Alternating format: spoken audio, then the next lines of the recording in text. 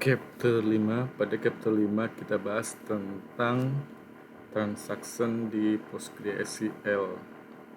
Oke, jadi transaksi ini bagaimana sih kita men-setting, update, delete, insert, dan retrieving data.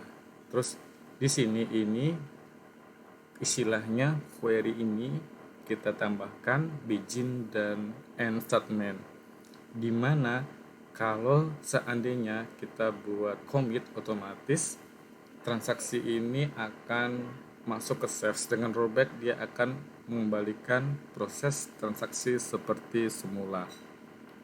Oke, di transaksi ini ada otomasi, konvensi, isolasi, dan durability. Ini merupakan bagian dari istilahnya standar transaksi. Terus di transaksi kontrol ini, pertama kita bahas tentang begin. Begin itu istilahnya start mulai transaksinya. Jadi di sini digunakan saat data akan diproses, istilahnya pertamanya.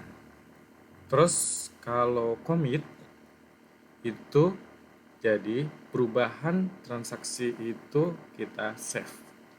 Artinya di sini istilahnya digunakan jika semua kasus pada alur proses berhasil. Bila demikian, fungsi commit harus diterapkan agar sistem di database. Sedangkan rollback itu artinya transaksinya itu kita rubah seperti semula. Jadi di sini digunakan jika terdapat kasus ada kegagalan ataupun kesalahan error di dalam suatu proses transaksi. Contoh penggunaan pada kasus ini kita buat contohnya table store. Di table store ini ada ID store, integer primary key, not null. Terus kita pakai name, varchar, not null, dan hiti integer, not null. Oke, ini contoh prosesnya untuk create table-nya. Ini contohnya kita insert data. Jadi insert into store, id store, name, hiti. Ini contoh kita belum menggunakan begin untuk commit maupun rollback. Selanjutnya kita menggunakan begin. Jadi kalau transaksi kita menggunakan begin aja langsung end, otomatis nanti ada dua pilihan, mau di commit ataupun rollback. Kalau kita pakai commit, otomatis nanti datanya akan ke save. Dengan rollback akan kembali seperti semula. Ini contohnya.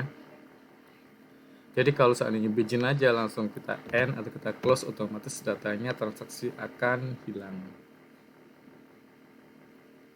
Sedangkan kita tambahkan begin and commit, otomatis datanya akan ke save.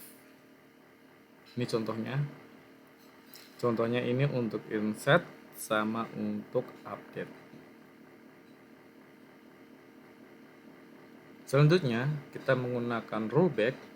Jadi kalau kita menggunakan rollback, otomatis datanya itu akan kembali seperti semula. Oke, contohnya kita insert ya apocat ini. Kalau kita rollback, kita select, otomatis dia apocat data ini akan hilang di store-nya. Ini contohnya. Oke, thank you for watching.